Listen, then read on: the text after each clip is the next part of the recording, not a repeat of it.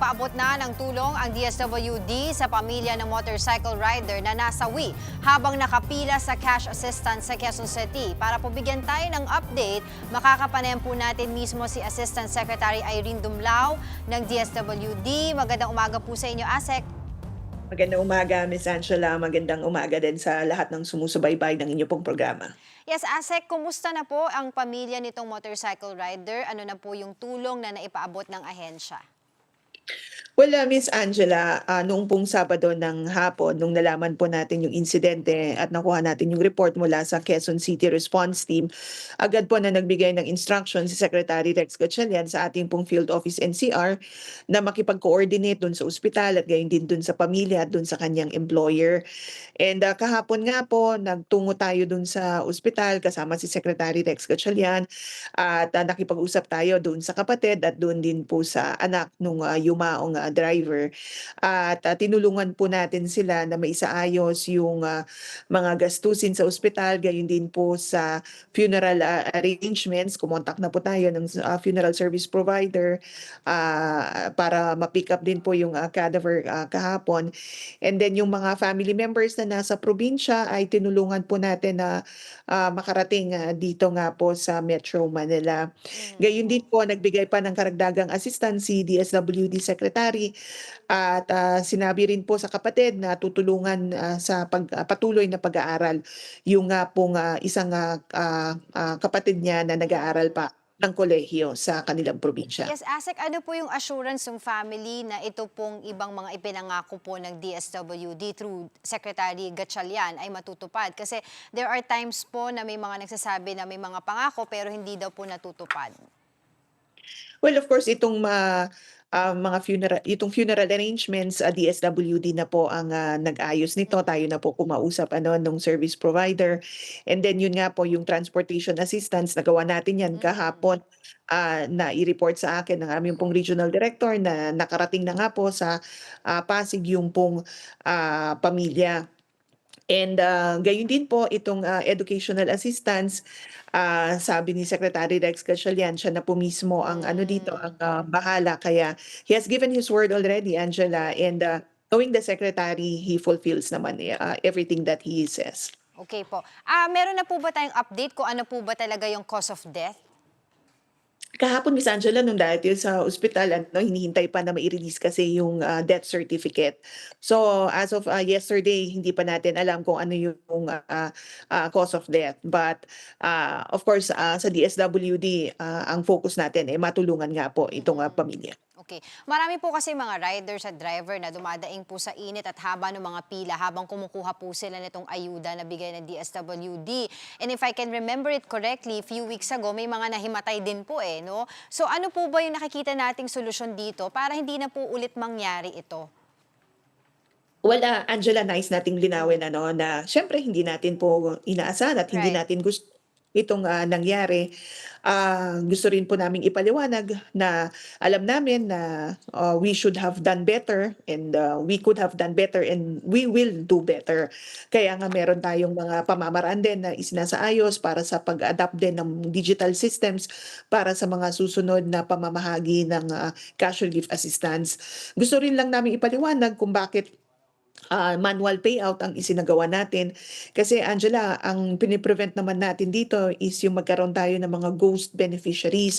Kaya natin rin i-require na maging physically present sila para ma-establish natin that they are indeed drivers, they are indeed alive, and kumbaga parang know your client procedures na yung ginawa po natin so that when we move towards the adoption of digital systems, madali na lang po yung verification process. Gayon din po, humihingi tayo ng paumanhin sa ating pong mga drivers. Alam po natin na mainit yung panahon.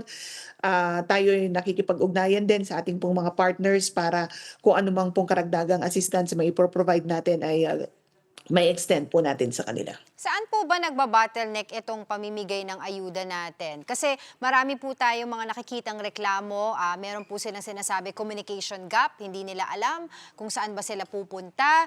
Meron pong nagsasabi na may iba pong mga nagpunta doon na binigay yung kanilang pangalan pero pagkita nila sa listahan may kumuha na. So iba't iba po yung mga nakikita nilang problema noon. Number one, paano po yung verification process nito para dun po sa ating mga driver? Yes, Angela, nito kasing Sabado at Linggo ang ginawa natin ay open payroll para sa mga additional drivers na MC Taxi at Service Delivery. Anong ibig sabihin po ng open payroll? Apat yung payout sites po natin. One in Quezon City, one in Caloocan, one in Makati, and one in Taguig. Ang usapan po nung dun sa ating naging usapan with LTFRB and with MC Taxi Drivers Association and the Transport Network Companies, mag-open payroll na lang para kahit saan man po sila magtungo na payout sites na malapit po sa kanila ay makiklaim nila yung cash relief assistance. Kasi ang sabi nila, sana hindi na po natin pahirapan pa yung mga drivers, wag na silang gumastos pa ng karagdagan para makapunta sa mga payout sites.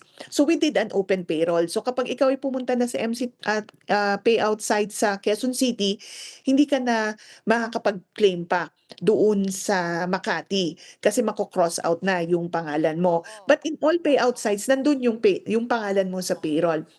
But yun nga po, hindi natin inasahan na maraming dadagsa sa isang payout site.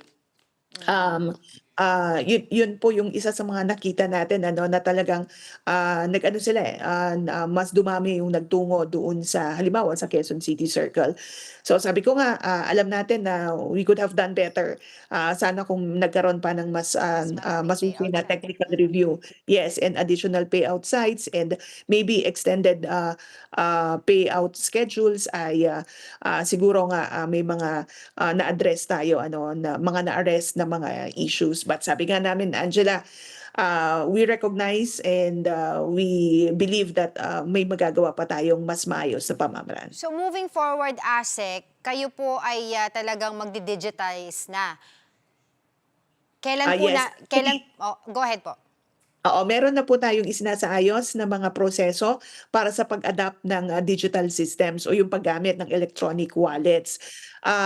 May mga procurement procedures lang po na isinasaayos hinggil dyan. But ito po, moving forward, of course, ang gusto ng tahakin ng DSWD sapagkat we wanted to make the aid distribution more efficient and more convenient for our drivers. And at the same time, it will also help the department cut on administrative and operational costs. Okay, so how do we make sure naman po na ito pong pagdi-digitize ng pagbibigay ng ayuda sa ating mga concerned or beneficiaries ay lahat po magkakaroon? Dahil po, syempre, dito naman naiisip natin yung iba na baka hindi naman sila marunong pagdating sa computer. Actually, ito nga rin yung nakita natin na merong kumbaga may introduction din especially for those na bago sa paggamit ng digital systems or ng electronic wallets. So magkakaroon din po ng parang discussion on digital literacy nang sa gayon magabayan nga natin yung ating mga drivers, maturuan din sila and at the same time magabayan para hindi rin po ma-compromise yung kanila pong mga accounts. Bahagi yan nung ating pong pag-promote ng paggamit ng electronic wallets. Marami pa po tayong gustong malaman mula po dito sa programa na ito but unfortunately we don't have much time. Maraming salamat po sa inyong oras, DSWD ASEC Irene Dumlao. Mga kapatid, Angela Lagunsad Castro po para sa komprehensibo at makabuluhang balitaan at talakayan. Mag-follow at subscribe na sa social media pages ng News 5.